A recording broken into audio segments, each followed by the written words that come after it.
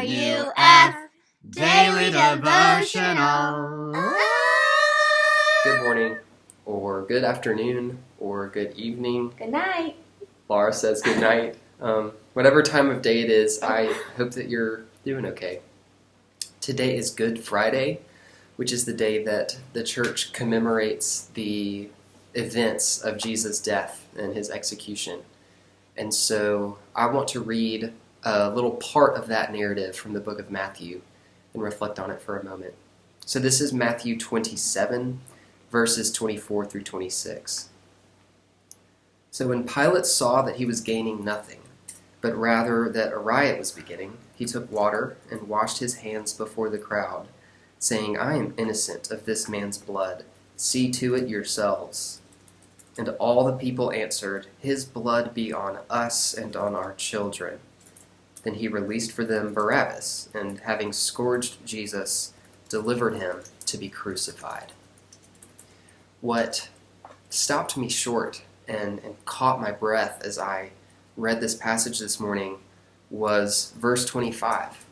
When the people of Israel say, "His blood be on us," they're saying, we want to be responsible. We want to be considered guilty for the death of this man Jesus. And when they say, "His blood be on us and on our children," we are actually included in that. The idea is that all of the physical descendants and all of the spiritual descendants of the people of Israel are considered guilty and responsible for the death of Jesus, whether they were present for that event or not. The truth of the matter is that if you or I were in that same moment, we would have delivered him over to be killed just the same, or we would have abandoned him in his greatest moment of need just the same as his disciples did. And so this verse is heavy.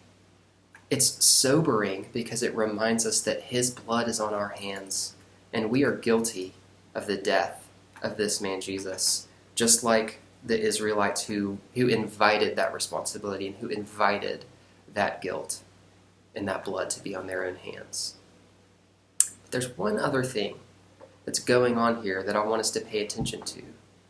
And that has to do with the timing and the other events in Israel's history that this narrative helps us to understand a whole lot more deeply. And that is the narrative of the Passover, from when the Israelites were rescued out of slavery in Egypt. On that night, God told all of the Israelites to take a spotless, pure lamb and to take its blood after it had been sacrificed and paint it on their doorposts. And that the covering of the blood of that lamb, we can guess that as they did that process, as they actually put the blood on their doorposts, it would have physically gotten on them. And so they would have been covered in its blood. God's promise to them was that they would be protected if the blood of the lamb was covering their household. And so there's two things going on here in Matthew chapter 27 that we need to pay attention to. On the one hand, we are guilty, and we are responsible for the death of Jesus, the very same as the people who physically delivered him over and nailed him to a cross to be crucified. But at the same time, if Jesus' blood really is on our hands, if his blood is covering us, the same way that that lamb's blood would have covered the people of Israel in the Passover, then God is protecting us. And he actually accepts us on the basis of that blood, and he redeems us and takes us out of slavery, not only physical slavery, but also spiritual slavery and death and sin.